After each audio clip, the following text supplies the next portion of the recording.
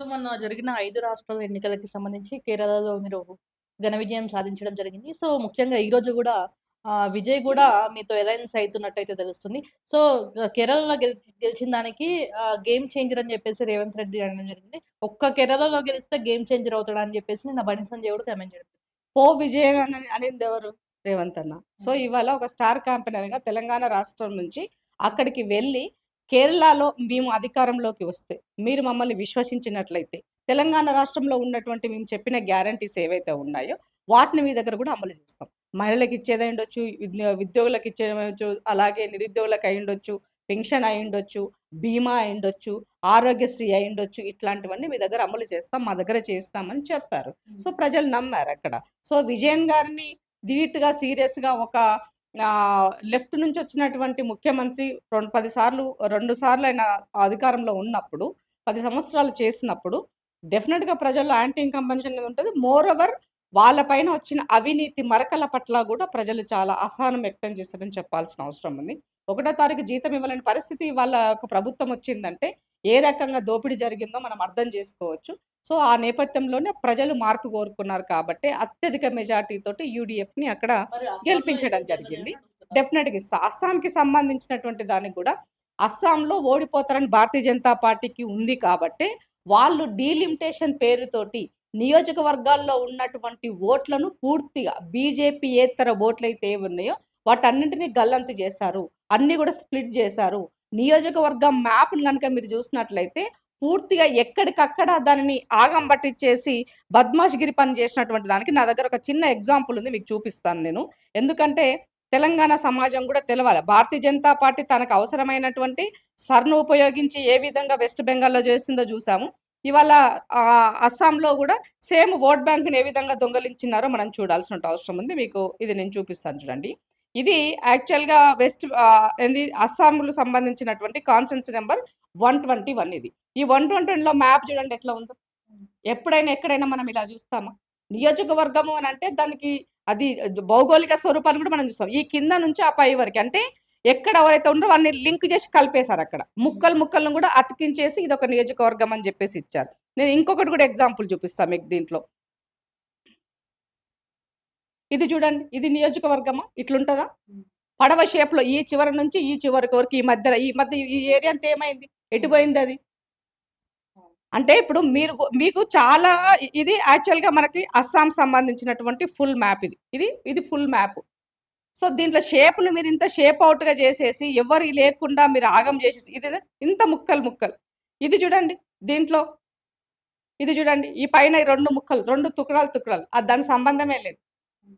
అంటే మీకు కావాల్సినటువంటి ఓట్ బ్యాంకు అక్కడ ఉన్నటువంటి వర్గాలుగా విభజించేసి వాటిని మీరు డివైడ్ చేసుకున్నారు. ఇప్పుడు అక్కడ గెలిచినటువంటివన్నీ కూడా కాంగ్రెస్ పార్టీ 19 గెలిస్తే 19లో 18 ముస్లిం ఓట్లు. అంటే వన్ సైడ్ వాళ్ళది పోలరైజ్ అయిపోయారు. మిగతా ఓట్ బ్యాంక్ అంతా స్ప్లిట్ అయిపోయింది. హ్మ్. స్ప్లిట్ అయిపోవడానికి కారణం ఎవరు? మీరు చేసినటువంటి ఘనకార్యాల వల్ల. హ్మ్. కాబట్టి ఇవాళ భారతీయ జనతా పార్టీ పూర్తిగా దొంగిలించి గెలిసిందని చెప్పాల్సిన అవసరం ఉంది. హ్మ్. సో, ఇవాళ వాళ్ళ చేతిలో ఉన్నటువంటి ఈసీని ఉపయోగించుకొని ప్రజలని భయభ్రాంతులకు గురిచేసి ఓట్లు దొంగిలించినారని చెప్పాల్సిన అందుకనే బీజేపీ అంటే చోర్కా పార్టీ అని ఎవ్రీ టైమ్ మనం మాట్లాడతాం. హ్మ్. సో, చోర్కా పార్టీ ఎవరు ఈ దేశంలో అనంటే భారతీయ జనతా పార్టీ. ఇప్పుడు ఓట్ చోరీ పార్టీ అయిందది. హ్మ్. కాబట్టి ఇవాళ వెస్ట్ బెంగాల్ అయినా వెస్ట్ బెంగాల్‌లో నేను కొంత యాంటీ ఇన్కంబెన్షన్ ఉంటది. ఎట్ ద సేమ్ టైమ్ అక్కడ కొన్ని తన స్వయంకృత అపరాధం అంటూ కొన్ని ఉన్నాయి హ్మ్. కాదనట్లే మనం. అంటే ఆయన కానీ, కూడా స్పష్టం చేసిండు కానీ కదా! అంతా ఈసీయే. నేనేమంటున్నా అది కారణంగా చూపిచ్చి హ్మ్. ఇలా చేయడం కరెక్ట్ కాదు. ఇవాళ 96,00,000 ఓట్లు మీరు ఓట్లు ఆడ గల్లంతు చేశారు. 39,00,000 ఓట్లు అక్కడ లోకల్ ప్రభుత్వానికి తెలపకుండానే మీరు ఓట్లు కలిపినారు. అట్లాగే అక్కడ చనిపోయిన వారి బతికున్నంగానే చనిపోయినారని చెప్పి మీరు ఓట్లు తీసేశారు. వాళ్ళంతా కోర్టుకెళ్లారు. ఏం సమాధానం ఇస్తారు ఇవాళ వాళ్ళకి? హ్మ్. కోర్టుకెళ్ళినారంటే మరి కోర్టులు న్యాయం ఎక్కడైనా చచ్చిపోతే అది కోర్టులో బతుకుతదని మనం నమ్ముతాం. మరి సుప్రీం కోర్టులో ఈ రకమైనటువంటి ఇచ్చి ఇప్పుడు ఎలక్షన్ అయిపోతుంది, దగ్గరలో పడింది కాబట్టి ఇప్పుడేం చేయలేం. ఎలక్షన్ అయిపోయినాక చూద్దామంటే, నా ఓటు హక్కు ఉపయోగించుకోవాలని రాజ్యాంగాన్ని గౌరవించినటువంటి ఈ దేశంలో మీ పార్టీ ఎందుకు? మీ విలువలెందుకు? మీ అధికారాలెందుకు? మాకని అడుగుతున్నారు ప్రజలు. అది కదా ఇప్పుడు మీరు చెప్పాల్సింది సమాధానం. అంటే సో న్యాయ వ్యవస్థ ప్రమాదం. నేను అమ్ముడు నేను ఏమంటా పోయిందా పోలేదా ఇన్ఫ్లుయెన్స్ చేయబడ్డారా ఏం జరిగిందన్న దానికి మీకు ఎగ్జాంపుల్ ముందు పెడుతున్నాను నేను. అది ప్రజలు ఆలోచించుకోవాలి. ఏం జరుగుతుందన్నది ప్రజలు ఆలోచించాలి. సో పార్టీలుగా మేము చెప్తే మమ్మల్ని శత్రువులుగా చూస్తారు. సో ప్రజలు ఆలోచించుకుంటే ప్రజల నుంచి మార్పు రావాలని కోరుతున్నాను నేను. సో భారతీయ జనతా పార్టీ చేసే అటువంటి ఈ తింగిరి పనులన్నిటికీ కూడా ఫుల్ స్టాప్ పెట్టాలంటే ప్రజల్లో మార్పు రావాలి. ఇలా తెలంగాణ రాష్ట్రంలో కూడా సర్ మొదలవుతుంది. ఈ సర్ పట్ల మన ఓట్లు గల్లంతు కాకుండా మీ ఓటు హక్కు మీ రాజ్యాంగంలో ఈ దేశంలో ఈ రాష్ట్రంలో మీరు బతికే ఉన్నారని చెప్పాల్సుకుని ప్రూవ్ చేసుకున్న పరిస్థితులు ఇవాళ భారతీయ జనతా పార్టీ తెచ్చిన సర్ రూపేణ మనకు గడబడుతుంది. కాబట్టి అప్రమత్తంగా ఉండి మీ ఓటును నమోదు చేసుకొని ఉన్నదా లేదా క్రాస్ చెక్ చేసుకోవాల్సిన బాధ్యత కూడా ఓటర్ మహాశైలిదే అంటున్నాను. మీకు పలానా పార్టీకి ఓటు వేయాలన్నా ఓటు వేయొద్దనుకున్నా కూడా ఆ ఓటే ఆయుధం కదా నీకు. అదే లేకపోతే ఏం చేస్తావు? ఎలక్షన్ ఎవరి కోసం దేనికోసం పెడుతున్నారు మీరు? నరేంద్ర మోదీ కూడా ఇక్కడ రావడం జరుగుతుందంట. భారీ బహిరంగ సభ పెట్టడం జరుగుతుంది. ముందు ఆగ్రహ సభ అని చెప్పేసి పెట్టడం జరిగింది. నేమ్ చేంజ్ చేశారు. సో వీటికి ముందుగా ఇవాళ తమిళనాడుకి సంబంధించిన దాంట్లో ఒక మంచి శుభ పరిణామం ఏంటంటే కాంగ్రెస్ పార్టీ మద్దతు కోరడం జరిగింది విజయన్ గారు సోదరులు. సో ఇవాళ ఆ అలియన్స్ ద్వారా మరొకసారి బీజేపీ ఏతర శక్తిగా మళ్ళీ తమిళనాడులో ఇవాళ కాంగ్రెస్ పార్టీ నిలబడబోతుంది. సో విజయన్ యొక్క పోరాటానికి విజయం యూత్ అక్కడ ప్రజలు నమ్మి వేసిన ఓటుకి విలువ ఉండే విధంగా ఇవాళ ప్రభుత్వాన్ని ఏర్పాటు చేస్తున్నందుకు ఫస్ట్ ఆఫ్ ఆల్ తమిళనాడు ప్రజలకి అలాగే అలయన్స్ లో భాగమైనందుకు ఇద్దరికి తమిళనాడు కాంగ్రెస్ కి అలాగే టీవీకెన్ గారు కూడా నేను శుభాకాంక్షలు తెలియజేస్తున్నాను. ఇప్పుడే చూసాను నేను ఇందాకనే మా మాణిక్ ఠాగూర్ గారు ట్వీట్ చేస్తున్నారు, చూసాను ఆ లెటర్ ని. సో ఏది ఏమైనప్పటికీ కూడా ఈ దేశం ప్రమాదంలో ఉంది. దీన్ని కాపాడుకోవాల్సిన బాధ్యత అందరిది. నిజంగా భారతీయ జనతా పార్టీ తప్పులు చేయకపోతే మరి కేరళలో ఎందుకు చేయలేదు మీరు? ఒకటే అడుగుతాను. మీకు నార్త్ లో ఏం చేసినా నడిచిపోతుంది అన్నది మీరు బుల్డోజ్ చేస్తున్నారు. సౌత్ లో ఇవన్నీ పప్పులు ఉడకవు. సౌత్ లో పప్పులు ఉడకవు కాబట్టి ఇవాళ సౌత్ లో పూర్తిగా కాంగ్రెస్ పార్టీ నిలబడింది. ఇవాళ మీరు కేరళ తీసుకున్నా, ఈ తమిళనాడు తీసుకున్నా, తెలంగాణ తీసుకున్నా, అటు ఇంకో పక్కనకి వెళ్ళినైతే మన కర్ణాటక చూసుకున్నా. సో మీకు సౌత్ అంతా కూడా కాంగ్రెస్ ఉంటే నార్త్కి వచ్చేసరికి బీజేపీ వాళ్ళు చూపిస్తున్నారంటే అక్కడ వాళ్ళకి డెవలప్మెంట్ అవసరం లేదు. కమ్యూనల్ పాలిటిక్స్ వైపుకి ప్రజలు ఏది చెప్తే అది గొర్రెలాగా నమ్ముతారని ఒక అపోహలో వాళ్ళు ఉన్నారు. బట్ వాళ్ళు కూడా త్వరలోనే తేరుకుంటారని ఈ సందర్భంగా తెలియజేస్తున్నా. అయితే ఇక్కడ అల్టిమేట్ గా ఈ దేశ రాజకీయాలను మార్చాల్సినటువంటి బాధ్యత ఇవాళ కాంగ్రెస్ పార్టీ చేతిలో ఉన్నది. కాంగ్రెస్ పార్టీ అందుకనే రాహుల్ గాంధీ గారు నిన్న ఒక మాట చెప్పారు. వెస్ట్ బెంగాల్లో మమతా దీది ఓడిపోయినప్పుడు కొద్దిగా సెలబ్రేషన్ చేశారని విన్న సందర్భంలో మనం వ్యక్తులు ఇంపార్టెంట్ కాదు, దేశం ముఖ్యం. ఈ దేశాన్ని యాగం పట్టిస్తూ ప్రమాదం వైపుకు నెడుతున్నటువంటి శక్తులను అడ్డుకోవడంలో దేశభక్తుల్లాగా నిలబడండి అని చెప్పడం జరిగింది. సో ఒక వ్యక్తిగా మన యొక్క ఎన్నైనా ఉండొచ్చు, కానీ వ్యవస్థలో భాగంగా ఈ దేశం కాపాడుకోవడంలో మీరు ముందు నిలబడండి అని చెప్పడం జరిగింది.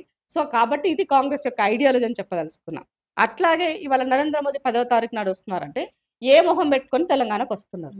తల్లిని చంపి బిడ్డని బతికించిండ్రని నీ పార్టీ యొక్క నువ్వు చెప్పిన మాటల్ని నీకు గుమస్తగా ఉండి బానిసగా ఉంటున్నటువంటి ఇవాళ తేజ మాట్లాడినటువంటి మాటలకి ఇప్పటివరకు మీ వైపు నుంచి స్పందన లేదు. అట్లాగే ఏ జనగణన చేసి కులగణన ద్వారా బీసీల వాటా కోటా తెలుస్తని చెప్పినటువంటి చెప్పడం జరిగింది. ఆయన అనలేదు అడలేదు అని చెప్పేసి చెప్తున్నాడు. ఆ రకంగా వాళ్ళు కంపేర్ చేయలేదు అని అంటున్నారు. అంటే ఇప్పుడు నా తెలంగాణని పాకిస్తాన్‌తో కంపారిజన్ చేస్తే అది నీకు ఇష్టమా అని అడుగుతున్నాను నేను. అంటే మరి నువ్వు పాకిస్తానోడివా అని అడుగుతున్నాను నేను. భారతీయ జనతా పార్టీ ప్రెసిడెంట్ పాకిస్తానోడు అని అడుగుతున్నాను నేను. ఇవాళ నా రాష్ట్రాన్ని దేశ విభజనలో పాకిస్తాన్ భారత్‌ని విడగొట్టినట్టుగా అని చెప్పేసి ఒక ఉగ్రవాద దేశంతో నన్ను కంపారిజన్ చేసినప్పుడు తెలంగాణ బిడ్డల ఆత్మగౌరవాన్ని బలిదానాలని అవమానపరిస్తే నీకు అది ఇష్టమని అడుగుతున్నాను నేను. భారతీయ జనతా పార్టీ వాళ్ళు దీన్ని ఇంకా ఎక్కువగా వెనకేసుకొచ్చే ప్రయత్నం చేస్తే ఈ రాష్ట్రంలో మీకు ఉనికి కూడా కోల్పోతారు, గుర్తుపెట్టుకోండి. సో ఈ రాష్ట్రం యొక్క గౌరవాన్ని కాపాడాల్సిన బాధ్యత మీ పైన కూడా ఉంది. అది వదిలేసి పక్క రాష్ట్రం మనం అవమానిస్తుంటే నీకు ఎన్నెన్నో ఉండని విత్ ఇన్ పార్టీలు ఏవైనా ఉండకోక నీ రాష్ట్రం పైన దాడి చేసి నీ రాష్ట్రం పైన మాట్లాడితే ఈ రాష్ట్రంలో ఉన్న ప్రజలంతా ఏకం కావాలా, పార్టీలంతా ఏకం కావాలా? అది కదా నీ రాష్ట్రం. నీ రిప్రజెంటేషన్ ఏంటి? తెలంగాణ కదా. తెలంగాణ రిప్రజెంటేషన్ అప్పుడు తెలంగాణకు సంబంధించిన అంశాల పట్ల నీవు ఎవడో మాట్లాడడానికి ఒత్తాసు పలికితే మీరు ఏడ ఉన్నారని అడుగుతున్నాను నేను. కాబట్టి రెండో విషయం ఏంటి అని అంటే ఇవాళ మోదీ గారు పార్లమెంటు సాక్షిగా ఇచ్చినటువంటి మాటను యూటర్న్ తీసుకున్నారు. జనగణన చేసి కులగణన ద్వారా బీసీల వాటా ఇస్తానని చెప్పినావు. ఇవాళ నువ్వు చేసే జనగణనలో బీసీ కాలం లేదు. ఎస్సీ ఎస్టీ తర్వాత మిగతా వాటిలో అదర్స్ అని ఉన్నది. మరి బీసీలు అదర్స్ కింద చేర్చినావా అని అడుగుతున్నాను నేను. మరి ఈ దేశంలో బీసీల యొక్క స్కానింగ్ అక్కర్లేదా? వాళ్ళ బతుకులు ఎట్లున్నాయి? వాళ్ళ జీవితాలు ఎలా ఉన్నాయి? వాళ్ళ ఆర్థిక స్థితిగతులు ఎలా ఉన్నాయి? రాజకీయంగా వాళ్ళు ఎలా ఉన్నారు? వాళ్ళ పరిస్థితులు ఏమున్నాయని తెలుసుకోవాల్సినటువంటి బాధ్యత నరేంద్ర మోదీ గారికి లేదా అని అడుగుతున్నాను. ఎన్నో సంవత్సరాల తర్వాత ఇవాళ జనగణన జరుగుతూ దానికి కులగణన చేయాల్సిన పరిస్థితి అంటే ఏర్పడ్డప్పుడు వాళ్ళేమిచ్చిరని మీరడుగుతున్నారు గదా! మేము చర్చకు సిద్ధం. ఎవరెవరున్నారో 5 కుర్చీలేస్తాం. నేను గూడా కూర్చుంటా అని జెప్పేసి రామచంద్రరావు మరి అంటారు. అప్పుడన్నా చెప్పండి. సెక్రటేరియట్ దగ్గర రండి. 5 కుర్చీలు మీకేస్తాం. ఒక కుర్చీ నేనేసుకుంటాం. చర్చకు సిద్ధమా అని యాహ్! డెఫినిట్‌గా చర్చకు సిద్ధం. ఎందుకనంటే, నీ లెక్క లేదు అని చెప్పేసి ఆ పత్రాలే ముందు పెట్టినప్పుడు ఇంకేమున్నదక్కడ? ద దోబుచులాట ఇంకేముందని అడుగుతున్నాం మేము. సో, పత్రంలో బీసీల యొక్క కాలము లేనప్పుడు, మేము మా జీవితాల గురించి లేనప్పుడు, రేపు నా వాటా నాకిస్తావన్న గ్యారంటీ ఉంది. నా లెక్కే తేలుతలేదు. నా లెక్క తేలినప్పుడు నాకేమిస్తావు? ఇది అడవిలో ఉన్నటువంటి జంతువులకు, పక్షులకు లెక్క ఉందండి. మనుషులకు లెక్క లేదా? నువ్వు కోటా ఇస్తావా? తర్వాత లేదా? తర్వాత విషయం. అట్‌లీస్ట్ నా యొక్క లెక్క తేలితే, నా వాటా ఉంటే, నాకు కావాలని అడుగుతారు. రేపు డిమాండ్ చేస్తారు. ఇది దేశంలో పెద్ద పెద్ద మూవ్‌మెంట్ వస్తది. సో, సౌత్‌లో ఉన్నటువంటి వాళ్ళంతా ఎక్కువగా ఇది సీరియస్‌గా ఉన్నారు. నార్త్‌లో ఉన్నటువంటి వాళ్ళు ఆళ్ళకి వాటికి సంబంధం లేదు కాబట్టి, వాళ్ళు పెద్దగా దాన్ని సీరియస్‌గా తీసుకోరన్న ఉద్దేశంతో, అక్కడ ఉన్నటువంటి బనియాల యొక్క ప్రోద్బలంతోటే ఇవాళ ఇది వెనక్కి వీగిపోయింది. యూ టర్న్ తీసుకుని చెప్పాల్సిన పరిస్థితి ఏర్పడ్డది దేశంలో. కాబట్టి మేము దాన్ని సీరియస్‌గా అడుగుతున్నాం. ఢిల్లీ గడ్డ నుంచి తెలంగాణ గడ్డ అడుగుపెట్టే ముందు నువ్వు ఢిల్లీ గడ్డ మీద నుంచి అనౌన్స్ చెయ్యి. మేము బీసీల కులగణన కూడా వాళ్ళ యొక్క జనాభా లెక్కల్లో వాళ్ళ సంఖ్యను వాళ్ళని కూడా మేము స్కాన్ చేస్తున్నాం, స్క్రీనింగ్ చేస్తున్నాం. వాళ్ళ లెక్క పక్కాగా తెలుస్తున్నాం. రేపు వాటా ఇస్తున్నామని అనౌన్స్ చేయమని అడుగుతున్నాం. అప్పుడు అట్లయితేనే రేపు బీసీ మహిళలకు ఇచ్చేటువంటి 33%లో కూడా బీసీ మహిళల కోట తెలుతది. లేకపోతే అది కూడా జటిలం వైపుకెళ్ళే పరిస్థితి ఉన్నది. ఇవాళ పాస్ అయిన బిల్లు గురించి మహిళా బిల్లుని ఇవాళ అటకెక్కిచ్చింది మీరైతే, దాన్ని ప్రజాగ్రహాలతోటి తెలంగాణకొచ్చి ప్రజాగ్రహ ఆక్రోశ యాత్ర వెళ్తంటే ఎవరి కోసం నీ యాత్రలు అడుగుతున్నాం. మీరు ఈ దేశ ప్రజలని శవయాత్రల వైపుకి తీసుకెళ్లే పరిస్థితి మీరు చేస్తున్నారు. కన్నీటి యాత్రల వైపు తీసుకెళ్లే పరిస్థితి మీరు చేశారు ఈ దేశాన్ని. ఆర్థికంగా కుదేలు చేసిన పరిస్థితి మీరు చేశారు. ఇవాళ వంట చేసుకోలేని పరిస్థితి దేశ ప్రజలు ఉన్నారు. ఇవాళ పెళ్లిళ్ళు చేసుకుంటే పుస్తలు కొనలేని పరిస్థితి దేశ ప్రజలు ఉన్నారు. ఇది నువ్వు చేసినటువంటి ఘనకార్యం. దీనిపైన నువ్వు ఫస్ట్ సమాధానం చెప్పి తెలంగాణ గడ్డ పైన అడుగు పెట్టమని చెప్పి డిమాండ్ చేస్తున్నాం. అదర్వైజ్ మీరు అది చేయనట్లయితే డెఫినెట్ గా బీసీ జేఏసీ ఒక కాల్ఫర్ చేసింది మొన్ననే అఖిలపక్షంకి. డెఫినెట్ గా అందరం కలిసి ఉద్యమిస్తాం. మీరు గనక చెప్పనట్లయితే మిమ్మల్ని ఎండగడతాం. ఈ రాష్ట్రంలో మిమ్మల్ని నిలదీస్తాం. ఎందుకంటే ఒక బీసీ ప్రధానమంత్రి అని అందరూ అనుకుంటున్నటువంటి సందర్భంలో, ఓ బీసీ ప్రధాని అని నీ బిడ్డలకే నువ్వు అన్యాయం చేస్తే నీ జాతికి న్యాయం చేయాలని నువ్వేం ప్రధానమంత్రి అని అడుగుతున్నాను నేను. నువ్వు జాతికి న్యాయం చేయలేనటువంటి వాడివి దేశానికి ఏం న్యాయం చేస్తావప్పా? చేయలేవు కదా. నీకు అవకాశం వచ్చి చేయాల్సిన పరిస్థితి వస్తే కూడా నువ్వు నన్ను పట్టించుకుంటలేవు. నన్ను ఇవాళ ఆగం చేసే పరిస్థితిలో నీ వెనక ఉన్నటువంటి వ్యవస్థ పనిచేస్తూ ఉన్నప్పుడు నువ్వు ఎన్ని తిరగలేవని అడుగుతున్నాను. ఎదురుగా మాట్లాడలేవని అడుగుతున్నాను. ఎందుకు అంత పదవి మీద ఆశ నీకు? ప్రధానమంత్రిగా అదే సీట్లో కూర్చోవాలన్నటువంటి ఒక ఆశతోనే కదా వాళ్ళు ఏం చెప్పినా పెదవులకు మూసుకొని పదవుల కోసం ఇవాళ మమ్మల్ని ఏమంటారు బలి పశువులను చేస్తున్నాం చెప్తున్నాం. సో ఆడబిడ్డలు, బీసీ బిడ్డలు మిమ్మల్ని క్షమించరు. నరేంద్ర మోదీ గారు మీరు వచ్చే ముందు డెఫినెట్ గా మీ నిర్ణయాన్ని మార్చుకొని తెలంగాణ ప్రజలకు, దేశ ప్రజలకి అందరికీ ఒక సముచితమైనటువంటి మంచి ఆలోచనతో రాహుల్ గాంధీ గారు ఏదైతే చెప్పారో మేమెంతో మాకంతా వాటకి మీరు ఒప్పుకున్నటువంటి దానికి యూ టర్న్ కాదు, నేను సరైన టర్న్ లోనే ఉన్నాను చెప్పే బాధ్యత ఇవాళ మీ పైన ఉంది.